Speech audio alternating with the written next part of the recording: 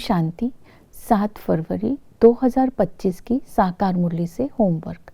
आज की मुरली से हम लक्ष्य लेंगे, लक्ष्मी नारायण जैसा जगतजीत बनने के लिए संपूर्ण पवित्र बन कर्मातीत बनने का पुरुषार्थ करना है।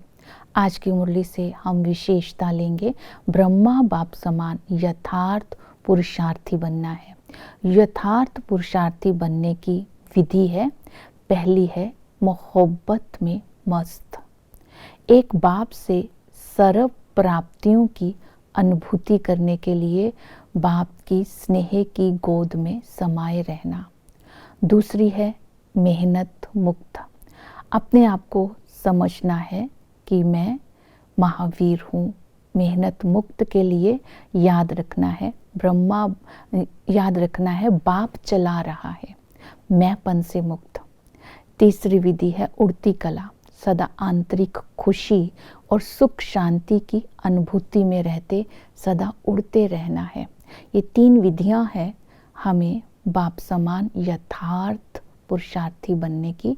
आज बाबा ने बताई। आज की मुरली से हम स्वमान लेंगे, मैं एकांत प्रिय आत्मा हूँ।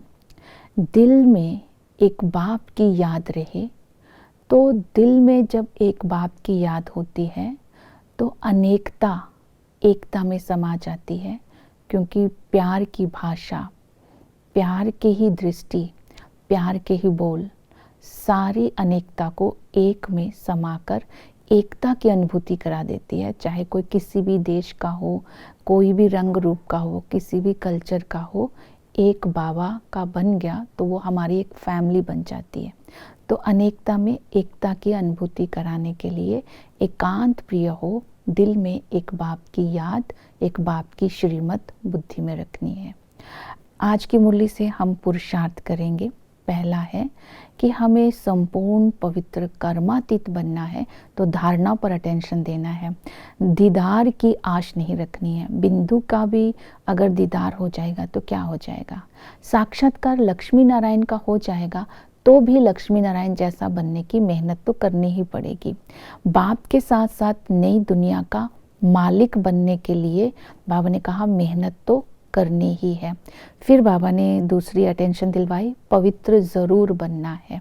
इस पर पवित्र बनने की विधि बताई। काम महाशत्रु पर विजय प्राप्त करनी है। इस महाशत्रु पर, इस शैतान के ऊपर विजय प्राप्त करने वाले ही जगतजीत बनते हैं। फिर बाबा ने बोला किसी पर कुदृष्टि नहीं रखनी, कुदृष्टि भी काम का ही अंश है। तीसरी विधि बताई, पवित्र बनने के लिए गृहस्थ व्यवहार में रहते कमल फूल समान बनना है। कमल न्यारा भी है लेकिन परिवार के साथ निभाता भी है। और इसके साथ बाबा ने बोला जो बाल ब्रह्मचारी बनकर रहेगा वो ही विश्व के मालिक बनने के वर्षे का अधिकारी बनेगा। तो पवित्रता के लिए बाबा ने बोला अपने श्रेष्ठ जीवन को बुद्धि में रखना है। जब श्रेष्ठ जीवन बुद्धि में होगा, निश्चय का फाउंडेशन पक्का होगा, तब हम पास विद ऑनर बन सकेंगे।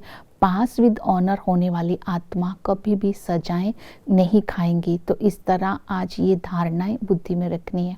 फिर बाबा ने बोला संपूर्ण पवित्र बनना है तो याद की यात्रा में रहना है। याद की यात्रा के लिए आज बाबा ने बोला चलते फिरते उठते बैठते कर्म करते एक बाप की याद में रहना है।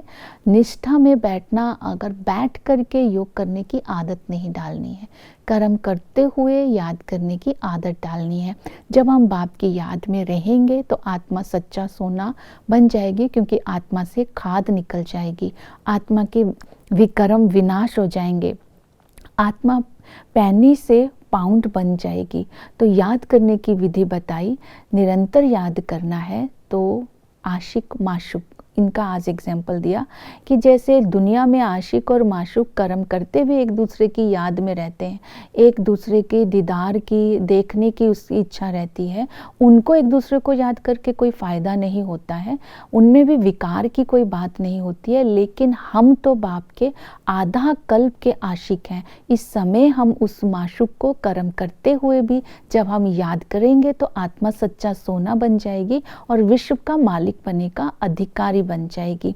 तो इसी तरह नोधा भक्ति वाले भी साक्षात्कार के लिए नोदा भक्ति करते हैं, लेकिन उससे भी कोई फ़ायदा नहीं होता है, तो हम आशिक बन कर के उस माशूक की निरंतर कर्म करते हुए भी याद में रह सकते हैं। फिर बाबा ने बोला अगर किसी का योग नहीं भी लगता है तो चलो उसको निष्ठा में बिठाने का प्रोग्राम बनाओ। फिर याद की दूसरी विधि बताई, आत्म अभिमानी और परमात्म अभिमानी बनना है। बाप की यथार्थ पहचान होगी तो बाप की याद रहेगी। इसके लिए बाबा ने बोला सबसे पहले अपने को आत्मा समझना है। आत्मा कोई आंखों से देख नहीं सकते हैं, आत्मा को जान सकते हैं, लेकिन दिव्य दृष्टि से हम विष्णुपुरी को भी देख सकते हैं, बाप को भी देख सकते हैं। आत्मा अविनाशी है, ये शरीर विनाशी है। आत्मा 84 जन्म लेती है। आत्मा शरीर द्वारा ही बोलती है और कर्म करती है। आत्मा इस समय परमात्मा को याद करके सतोप्रधान तब बनती है जब परमात्मा की पहचान आत्मा को स्वयं परमात्मा के द्वारा बाप ही स्वयं आकर अपनी पहचान देते हैं। तो बाबा ऑलमाइटी अथॉरिटी है, ज्ञान का सागर है, सुख का सागर है। बाप के द्वारा जब सृष्टि बाप को जानते हैं तो सृष्टि चक्र के आदि मध्य अंत की नॉलेज भी आत्मा को मिल जाती है। उनको याद करती है जब आत्मा तो पवित्र बन करके शांति धाम में जाने लायक बन जाती है। इसलिए आत्म पर अभिमानी और परमात्म अभिमानी होकर के बाप को याद करना है। फिर है संबंधों से याद करना। पिता के संबंध से हमें बाबा से 21 जन्मों की बादशाही मिलती है। जो संगम युग की हम कमाई करते हैं उसकी ही प्रारब्ध सतयुग में मिलती है, जिसको वो वर्षा बोलते हैं। तो बाप हमें रचना रचते हैं।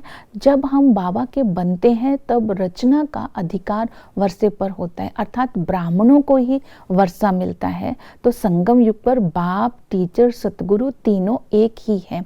और टीचर के संबंध से वो हमें ज्ञान सुनाते हैं, वो हमारा रूहानी टीचर है। ऐसी पढ़ाई पढ़ाते हैं जिससे हमारी ऊंच पद की प्राप्ति होती है। इस पढ़ाई का एम ऑब्जेक्ट है लक्ष्मी नारायण जैसा बनना। लेकिन लक्ष्मी नारायण जैसा बनने के लिए हमें ये पढ़ाई को धारण करके दूसरों को पढ़ाना है, प्रजा भी बनानी है, तब हम लक्ष्मी नारायण जैसा बन सकते हैं। तो इसलिए बाबा ने बोला इसको पढ़ाई को पढ़कर होशियार बनना है और इसकी धारणा करके दूसरों को भी करानी है। इस पढ़ाई की महिमा आगे जाके बहुत निकलेगी। फिर बाबा ने सतगुरु के संबंध से हमें स्मृति दिलाई, मैं पतित पावन हूँ, कल्प कल्पांतर आकर के सर्व की सदगति करता हूँ। हम बच्चों की सदगति करने के लिए हमारे सतगुरु ने बोला मन मना भव मध्य जीव भव। मध्य जीव भव अर्थात याद पिता की याद, सतगुरु की याद में रह कर के स्वयं को पावन बनाना है। वो सर्जन भी है, रूहानी सर्जन हमें आकर के ज्ञान का इंजेक्शन देते हैं और हमारी अविनाशी ज्ञान रत्नों से हमें भरपूर करते हैं, जिससे आत्मा एवर हेल्दी बन जाती है। सेवा के लिए, ऊंच पद पाने के लिए सेवा भी करनी है। धर्म स्थापक केवल एक बाप ही है, कोई भी धर्म स्थापक पावन नहीं बनाता है, बाबा आकर के पावन बनाते हैं। और वैरायटी धर्मों के झाड़ के ऊपर बताना है। सेवा करते समय अपनी स्थिति का भी, अवस्था का भी ध्यान रखना है, तब कर्मातीत बनेंगे और शरीर को छोड़ करके हम नई दुनिया में जा सकेंगे। ओम शांति।